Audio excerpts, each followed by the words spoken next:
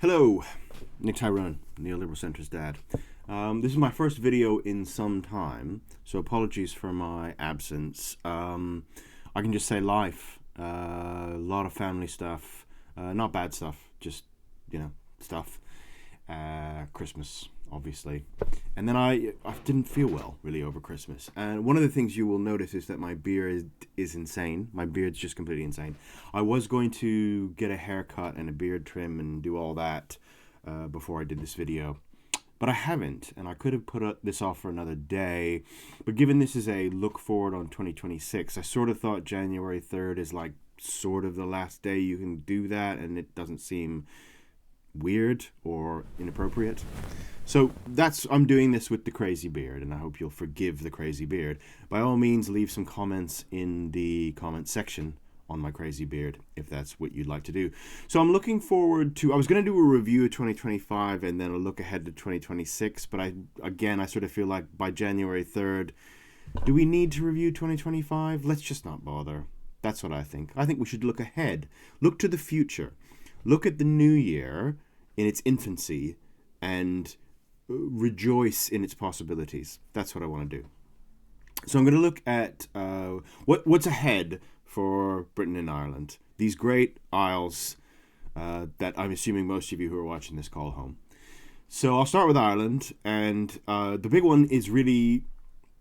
I want to get this one out of the way first. Paschal Donohoe, who was an MP in the Dáil, for non-Irish viewers. He was a finance minister, very clever guy, and he has left the Dáil. He has given up his seat to, and I love this, he's going to work for the World Bank. And the reason I love this is because once upon a time, Great Britain had MPs who left because they got offered a job at the World Bank. I can see that.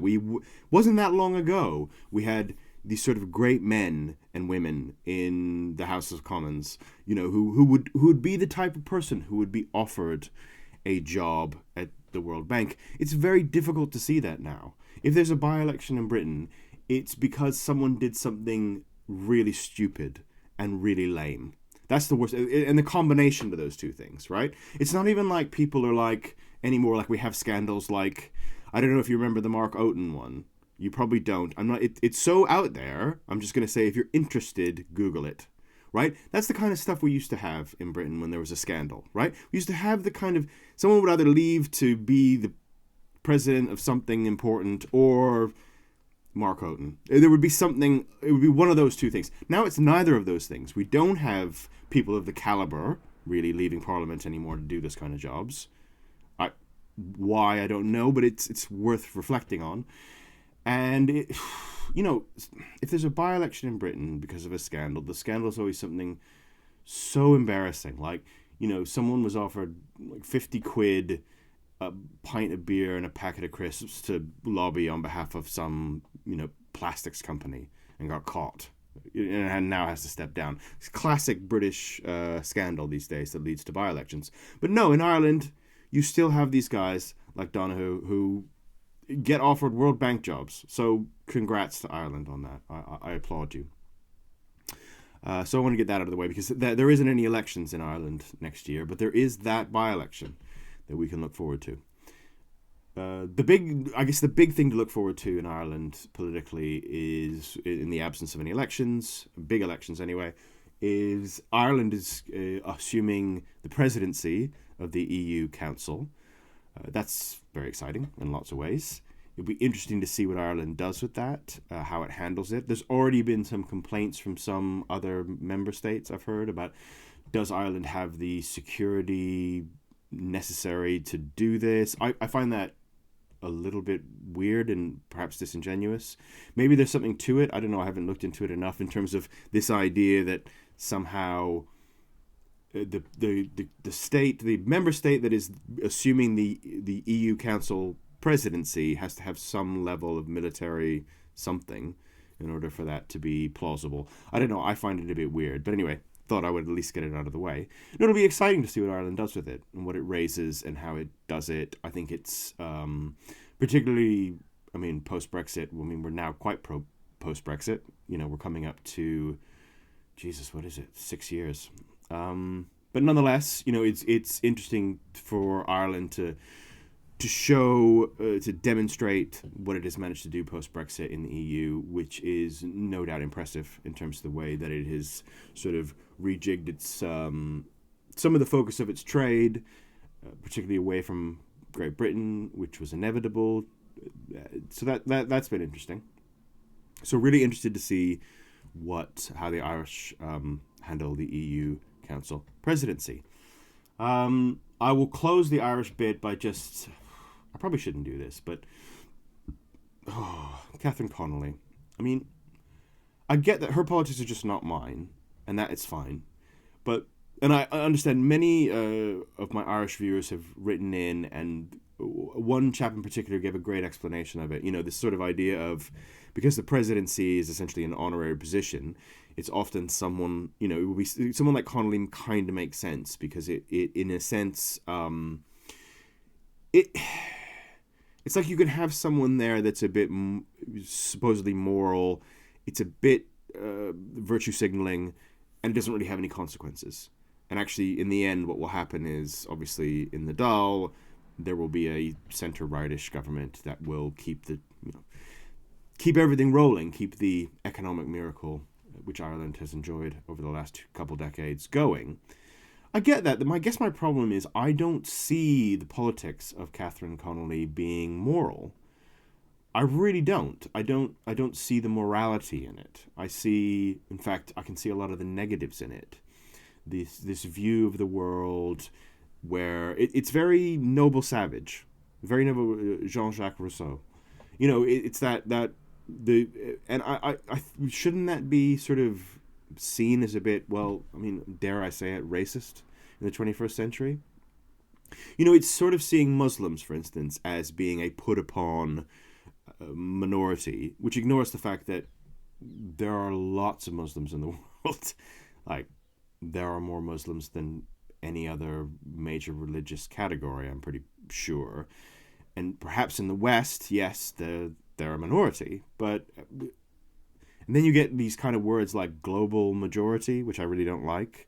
Particularly given, like, it's actually fodder for the far right, isn't it? Because they can say, oh, well, like the left says, it's a global majority. We're the put upon, us poor white people, we are the put upon minority.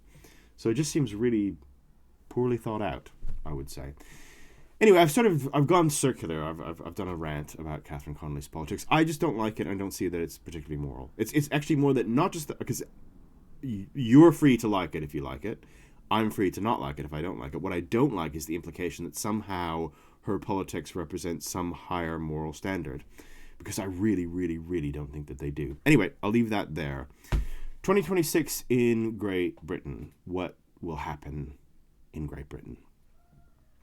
The biggest question in terms of politics will come down to May 2026. There are local elections across England. How many of them there will be, we still don't know, because essentially several of them are being rolled back in places. So the Labour government is saying that it doesn't want to hold certain elections because there's a reorganisation of local government in certain parts of the country.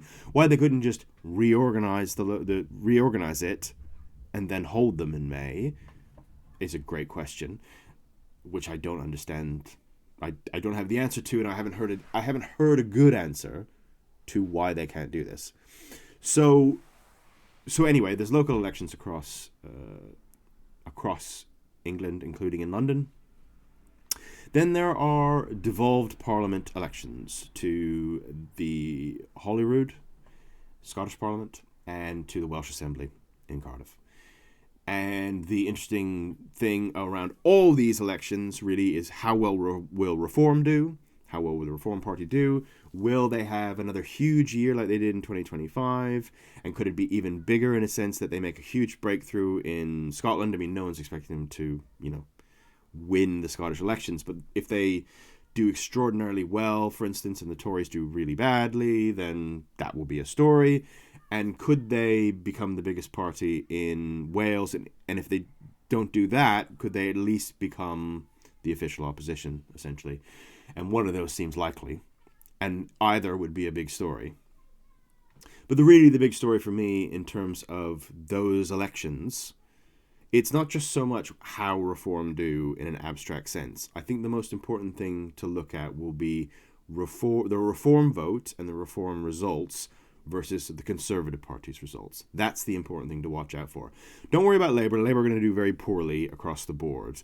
They have somewhat of an excuse, which is parties of government in Great Britain don't tend to do well in local elections, or indeed, the devolved elections are a different story and harder to write off or explain. But at least in the local elections, they can say there's historical precedent for the party that is in power in Westminster to do badly in local elections. I mean, they'll do badly even by those standards. And it's worth pointing out that the Tories, in 14 years of government, actually did pretty well, all things considered, in local elections across that time span. There again, one can say there are mitigating factors for that. I don't know, Corbynism, whatever else. But nonetheless, it's worth saying that the Labour get out of jail card is not actually that great on this one. But I don't think that's really that big a story, because we know Labour are going to do poorly, and it, in a way, doesn't mean that much for now. I know that probably sounds like a strange thing to say, but I just don't think it actually does matter that much, because I think Labour will change leaders some point before the next general election. I think Starmer will probably hang on for 2026, but I wouldn't bet on it. He's coming close to being a zombie prime minister, and he will be replaced. And actually, who the replacement is and how they do that's when you need to tune back into Labour and how they're going to do electorally, or start to guess how they will do at the 2029 general election. What's important in 2026 is reform versus the Conservative Party, because reform, the weakness of reform, I think, is expectation management and momentum. So there's really, the expectation management's out the window. There's a sort of expectation that they have to do really, really well all the time. They need to win. They're winning. It's a storm. It's an avalanche. That creates an expectation, but also creates a sense of momentum. But that sense of momentum is hard to keep up and can easily be derailed, right? So let me take it. I'll paint a scenario for you. 2026 local elections, let's say, or even in Wales or in Scotland. Let's put everything into the mix. Now, let's say Reform do well. I can't see them not doing well, like as in having a result that, for instance, the Green Party would be over the moon about, like a couple hundred seats gained, that kind of level. And they've got a few more councils to call their own. Again, the Green Party would be popping the champagne corks about that sort of thing. But again, the expectation level around Reform is so huge, partly through their own making, that if they do okay, well, let's say, just like I've said, like a couple hundred seats gained, but the Conservative Party do equally well, or maybe even a little bit better, that's a huge problem for Reform. Because what they need to do, I think, in this election cycle in 26, is the Tories need to get buried again, right? They need to have they need to storm the whole thing, like plus 500 seats, that kind of thing. Huge number of seats in Wales and Scotland in those devolved parliaments, and then the Labour Party is going to do badly, which we know already.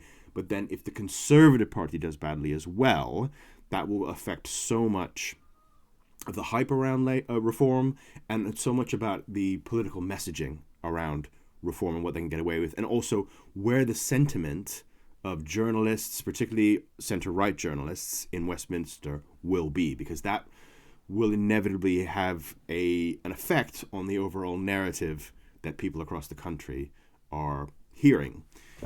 So if the Tories do reasonably well, and Reform do reasonably well, but they're kind of, it's a bit neck and neck, that will be a huge win for the Conservative Party. They will be able to say, no, momentum's swinging back our way. Kemi Badenoch is clearly...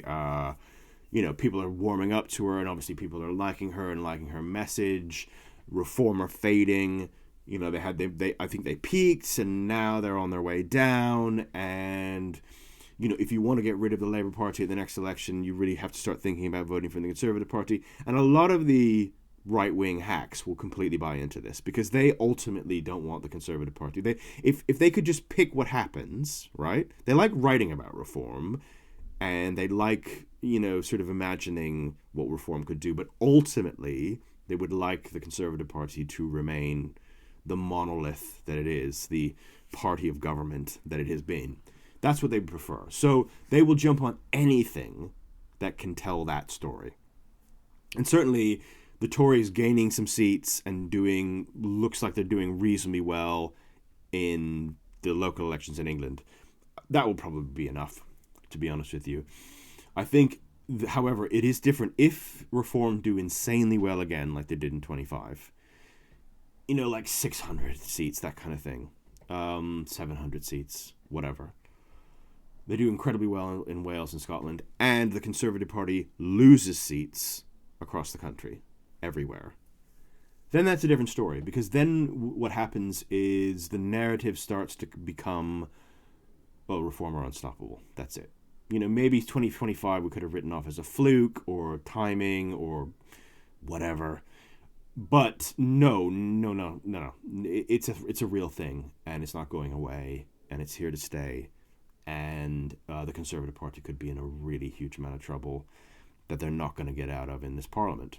So I do think for the future of British politics, actually May 26 is really, really huge. Massive. It will decide so much of the next 10 years of British politics. It will be, sorry. See, I'm still getting over whatever I had. It's this digestive problem. But I'm fine, thank you.